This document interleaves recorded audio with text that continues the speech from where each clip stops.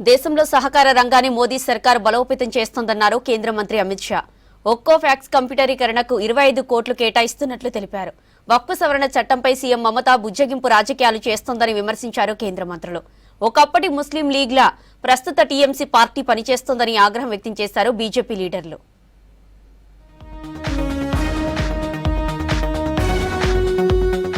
Double engine సర్కార్ పాలనలో మధ్యప్రదేశ్ అన్ని రంగాల్లో అభివృద్ధి చెందుతోందన్నారు కేంద్ర మంత్రి అమిత్ షా. భోపాల్లో పర్యటించిన షా రాష్ట్రంలో వ్యవసాయం, పాడి పరిశ్రమ రంగంలో అపారమైన అవకాశాలు ఉన్నాయన్నారు. గత ప్రభుత్వం సహకార రంగాన్ని పట్టించుకోలేదని విమర్శించారు.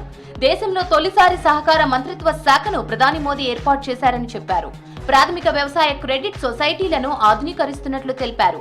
ఒక్కో పాక్స్ కంప్యూటీకరణకు 25 కోట్లు కేటాయిస్తున్నట్లు చెప్పారు అమిత్ షా. देश भर का सहकारी आंदोलन बटा हुआ था और उसका मूल कारण था कि समय के साथ सहकारी कानूनों में जो बदलाव होना चाहिए वो कानूनों में बदलाव नहीं हुए थे। हमारे संविधान में मल्टी स्टेट कोऑपरेटिव छोड़कर सारा कोऑपरेटिव गांव के बाहर जाने की जरूरत नहीं, वो पैक्स से मिल जाता है। जितने भी पैक्स बने थे वो सबका केंद्र सरकार ने 2500 करोड़ के खर्चे से 100% कंप्यूटराइजेशन करने का काम किया. వక్ఫ్ సవరణ చట్టంపై పశ్చిమ బెంగాల్ సీఎం మమతా బెనర్జీ బుజ్జగింపు రాజకీయాలు చేస్తోందన్నారు కేంద్ర మంత్రి గజేంద్ర సింగ్ షెకావత్. శ్రీరామనవమి నుంచి బెంగాల్లో హిందువులపై దాడులు పెరిగాయన్నారు. మెజార్టీ హిందువుల ఆస్తులను తగలబెడుతున్నారని ఆరోపించారు.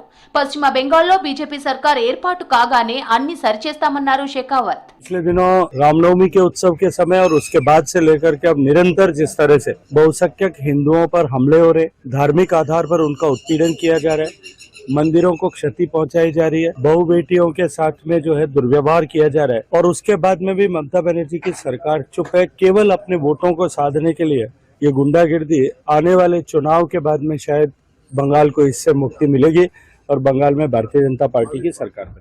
దేశానికి రాజ్యాంగం ఆత్మలాంటిదన్నారు కేంద్ర మంత్రి మన్సుఖ్ మాండవియా. అంబేద్కర్ తెచ్చిన రాజ్యాంగంతోనే ప్రజలందరికీ సమాన హక్కులు లభించాయన్నారు. బీహార్ రాజధాని పాట్నాలో జై భీమ్ పాదయాత్ర ప్రోగ్రాంలో పాల్గొన్న మాండవియా 2047 వరకు వికసిత్ భారత్ లక్ష్యాన్ని సాకారం చేస్తామని చెప్పారు. दोस्तों, देश के युवा ये देश का भविष्य है और डॉक्टर बाबा साहब आम्बेडकर जिन्होंने देश को कॉन्स्टिट्यूशन दिया, बंधारण दिया, जिन्होंने देश को समानता की राह दी, ये अधिकार को लेके देश के युवा इस कॉन्स्टिट्यूशन के रास्ते पे आगे बढ़ के संविधान को सम्मान करते हुए विकसित भारत के लक्ष्य को साकार करे. इस दिशा में आज का अवसर एक प्रेरणा का अवसर है. పశ్చిమ బెంగాల్లో శాంతి భద్రతలు అదుపు తప్పాయన్నారు బీజేపీ నేత తరుణ్ చుగ్. స్వాతంత్ర్యానికి ముందు జిన్నా చేసిందే ఇప్పుడు సీఎం మమతా బెనర్జీ చేస్తున్నారని విమర్శించారు. ఒకప్పటి ముస్లిం లీగ్లా ప్రస్తుత తృణమూల్ కాంగ్రెస్ పార్టీ పనిచేస్తోందన్నారు. వక్ఫ్ సవరణ చట్టం హింసలో 3 మరణించినా సీఎం మమతా మౌనంగా ఉండటాన్ని తీవ్రంగా ఖండించారు. ముస్లింలను సంతృప్తి పరచడానికే హిందువుల భద్రతను గాలి కొదిలేశారని విమర్శించారు తరుణ్ చుగ్. टीएमसी मुस्लिम लीग का काम कर रही है. आज की घटनाएं 40 के दशक के मुस्लिम लीग के डायरेक्ट एक्शन की तरह है. तब भी उस समय के हुक्मरानों ने हाथ बांध रखे थे, आंखों पर पट्टी बांध रखी थी. आज भी बंगाल में जो काम मुस्लिम लीग कर रही थी आज तृणमूल कांग्रेस कर रही है. जो जिन्ना कर रहे थे वो ममता बनर्जी कर रही हैं और डायरेक्ट एक्शन जैसी घटिया घटनाएं हो रही हैं. అంబేద్కర్ పేరుతో గత ప్రభుత్వాలు రాజకీయాలు చేశాయన్నారు ఢిల్లీ సీఎం రేఖా గుప్తా. బాబాసాహెబ్ ను ఒక కులానికి పరిమితం చేసే కుట్ర చేస్తుందన్నారు. ఢిల్లీలో అంబేద్కర్ గౌరవార్థం మార్తాను జెండా ఊపి ప్రారంభించారు. ప్రజలకు నాణ్యమైన విద్య, వైద్యం అందించేందుకు ప్రభుత్వం కృషి చేస్తుందన్నారు రేఖా గుప్తా. और आज उनकी जयंती पे मैं यही कहना चाहती हूँ, समाज इस महानायक को केवल पलकों पे नहीं और अपने हर एक स्कूल में उनके जीवन परिचय का असेंबली करेंगे, बच्चों को ज्ञान देंगे. हमारे लाखों बच्चों को बाबा साहब के जीवन से प्रेरणा मिले, इसके लिए सरकार काम करेगी.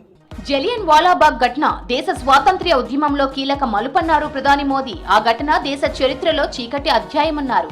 వారి త్యాగం భవిష్యత్ తరాలకు స్ఫూర్తిదాయకమన్నారు. జలియన్ వాలాబాగ్ అమరవీరులకు నివాళులర్పిస్తూ ట్వీట్ చేశారు మోదీ.